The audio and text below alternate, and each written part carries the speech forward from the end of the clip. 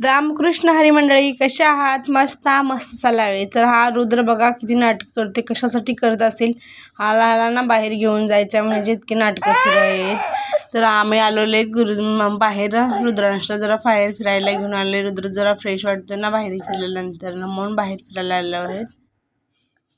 इथं पण रुद्राची मस्ती सुरू. कुठे जाईल तिथे रुद्र आपली मस्ती करायचं सोडतच नाहीये. आता इथे बघ किक करतोय बॉलला, कारण नवीन शिकलाय हा बॉलला किक करायचं, मग त्याला एन्जॉयमेंट वाटतं, एक्साइटमेंट पण आहे त्याची. खूप मस्ती करतोय आता वर्षभर.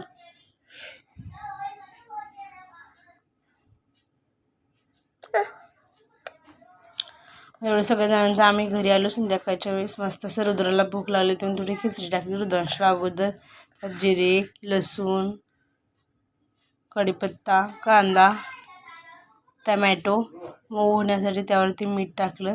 थोडंसं परतून घेतल्याच्या नंतर ना बटाटा, गाजर, बीट थोडे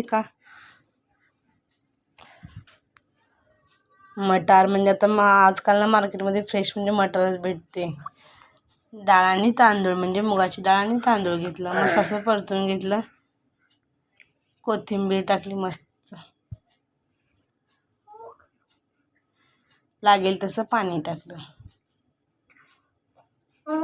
कोला 4 शिट्ट्या, तोपर्यंत भात शिजतंय, तोपर्यंत म्हणलं पटापट भाकरी करून घ्यावं ज्वारीच्या.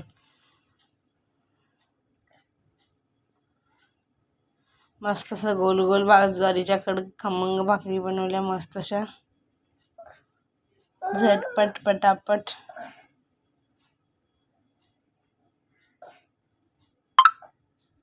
तोपर्यंत तिकडे आमच्या साहेबाचं रडणं सुरू होतं. त्याला भूक लागली होती म्हणून पटापट त्याला जीव वगैरे घातला.